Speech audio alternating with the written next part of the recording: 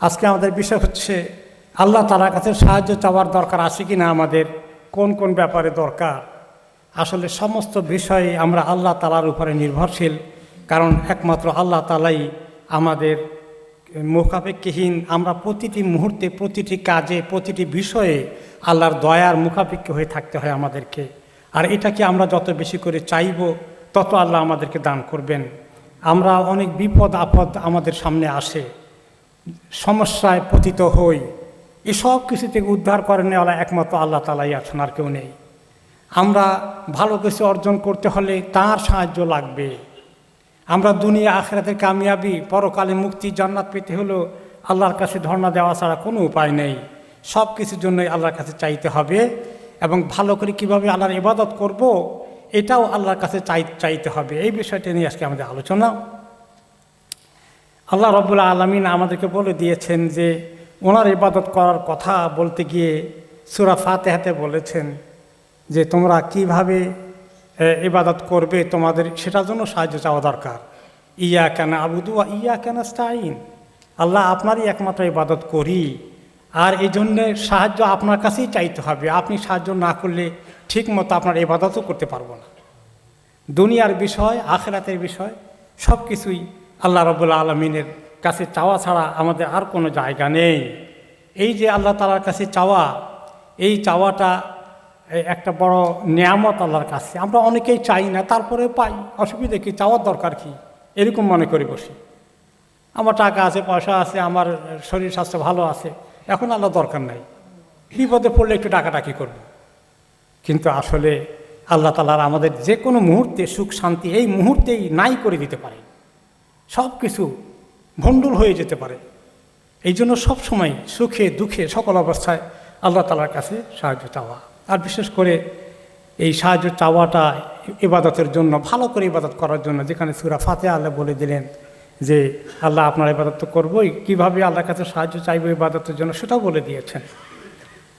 আর বিপদে পড়লে আমরা অনেক সময় অস্থির হয়ে যাই, আল্লাহর কাছে আসতে দেরি হয়, প্রথমে এদিক সেদিক দৌড়াদৌড়ি করি, তারপরে কোনো জায়গায় কাজ না করলে তখন আল্লাহর দিকে আসি। এই হলো আমাদের অবস্থা।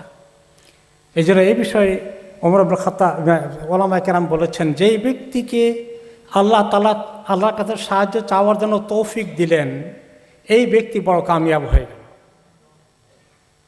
আর যে ব্যক্তি আল্লাহর কাছে সাহায্য চাওয়ার জন্য আসলো না, সে আসলে মহা ক্ষতিগ্রস্ত হয়ে গেল।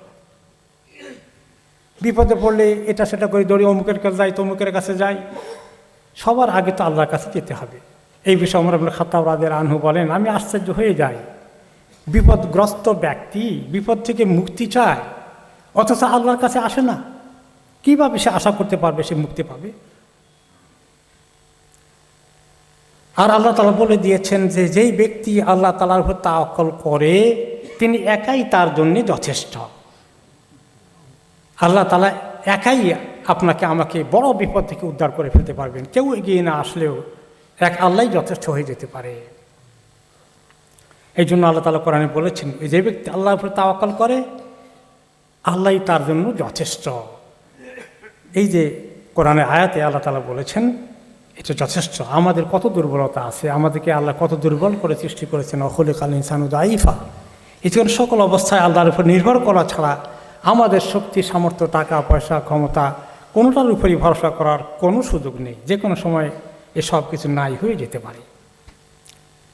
আল্লাহ রাব্বুল আলামিনের ইবাদত করার জন্য বিপদ আপদে পতিত হয়ে গেলে সকল অবস্থায়, এ বিষয়ে একটা হাদিসে রাসূলুল্লাহ সাল্লাল্লাহু আলাইহি ওয়াসাল্লাম বলেন যে যে ব্যক্তি মজবুত ঈমানের অধিকারী, সেই ব্যক্তি আল্লাহ তাআলার কাছে অনেক শক্তিশালী প্রিয় ব্যক্তি হয়ে যায় দুর্বল ঈমানওয়ালার তুলনায়।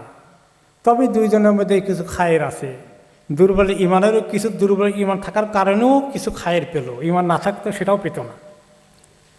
তারপরে তিনি হাদিসে বললেন যে তোমার যে জিনিসটার দরকার, যে পেতে চাও, ওটা পাওয়ার জন্য তুমি তামান্না করো, আশা করো, চেষ্টা করো, তদবির করো, তবে আল্লাহর উপরে বেশি করে ভরসা করো, তার কাছে বেশি করে সাহায্য চাও। আর একটা কাজ করতে চাও, তোমার হিম্মত হয় না।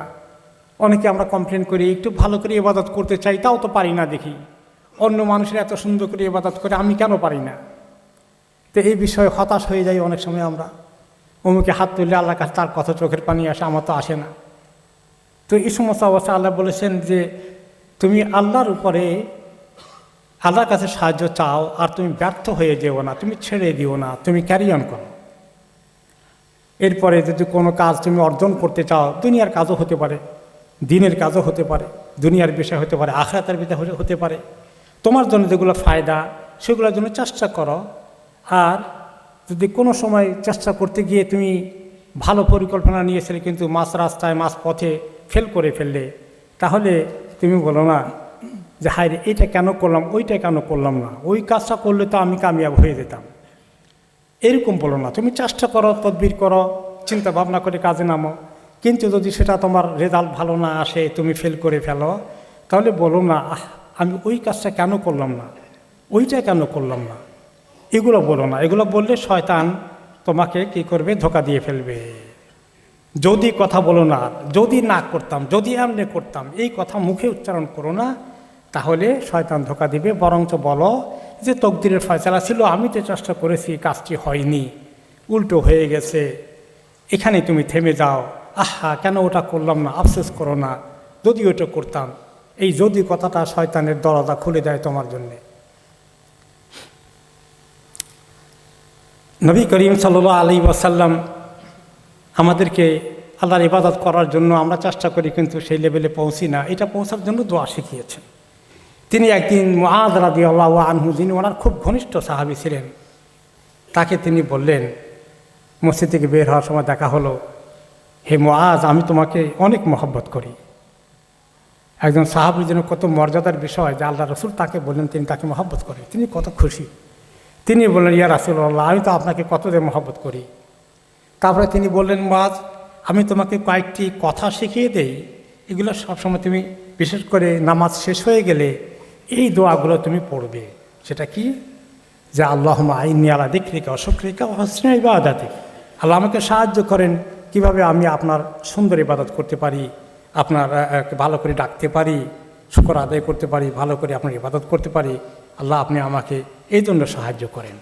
তাহলে দুনিয়ার ব্যাপারে সাহায্য লাগবে আল্লাহর পক্ষ থেকে, আর আল্লাহর কাছে আসার জন্য, ইবাদতকে সুন্দর করে করার জন্য আল্লাহর সাহায্য আরও বেশি করে লাগবে আমাদের। দুনিয়ার বিষয়েও আল্লাহর কাছে সাহায্য চাইতে বলেছেন। সবসময় আল্লাহর মুখাপেক্ষী থাকা, সবসময় নিজেকে আল্লাহর কাছে ফকির মনে করা, আমরা অনেক কিছু আছে, আমার কারো কাছে কিছু দরকার নাই, এরকম মনে করানো ঠিক নয়। তিনি একটি হাদিসে বললেন, তোমাদের সব দরকারের জন্য আল্লাহর কাছে চাইতে পারো, চাও, ছোটোখাটো জিনিস হলেও। তোমার কাছে হাতের কাছে লবণ নাই, এই লবণটার জন্য আল্লাহর কাছে বলো যে আল্লাহ লবণটা একটু তাড়াতাড়ি ব্যবস্থা করে দেন। তোমার এই জুতার বা স্যান্ডেলের এই রশিটা ছিঁড়ে গেছে বা হারিয়ে গেছে, আল্লাহ এটা আমাকে জোগাড় করে দেন। তুমি খোঁজার আগে আল্লাহর কাছে চেয়ে বসো। তাহলে এই কিছু এক্সাম্পল দিয়ে তিনি বললেন যে এইভাবে আল্লাহর উপরে তাওয়াক্কুল করা, আল্লাহর কাছে চাওয়া একটি বড় ইবাদত। এটা আল্লাহর সঙ্গে সম্পর্কটাকে আমাদের এত মজবুত করে রাখে। সব কিছুই আমাদের শক্তি ক্ষমতা দিয়ে হয় না, আমরা আল্লাহর উপরে তাওয়াক্কুল করতে হয়। তিনি করলে হবেন, তিনি না করলে হবেন না। এজন্য এই তাওয়াক্কুলের উপরে এসেছে যে তাওয়াক্কুল নিসফুদ্দীন ওয়া নিসফুল আখার ইনাবা। ইমাম ইবনে তাইমিয়া রাহমাতুল্লাহ আলাইহি বলেছেন যে তাওয়াক্কুল হচ্ছে দ্বীনের অর্ধেক, আর বাকি অর্ধেক হচ্ছে আল্লাহ তাআলার কাছে আমরা কি করা, তওবা বেশি করে করা। তাহলে দুটো জিনিস, আল্লাহর কাছে তাওয়াক্কুল করা আর নিজের ত্রুটি গুনাহ খাতার জন্য আল্লাহর কাছে মাপ চাওয়া, এই দুটো জিনিস অনেক বড় জিনিস। এগুলোর মধ্যে কোনোটা মিসিং হয়ে গেলে আমরা অনেক ক্ষতিগ্রস্ত হয়ে যাব। আল্লাহ তাআলা আমাদেরকে তৌফিক দান করুন যে আল্লাহর কাছে আমরা সবসময় সাহায্য চাই, দিন দুনিয়ার সকল বিষয়ে, বিশেষ করে ইবাদতের জন্য এই সুন্দর দোয়াটাকে আমরা সবাই আমল করি। আল্লাহ রাব্বুল আলামিন তৌফিক দিন।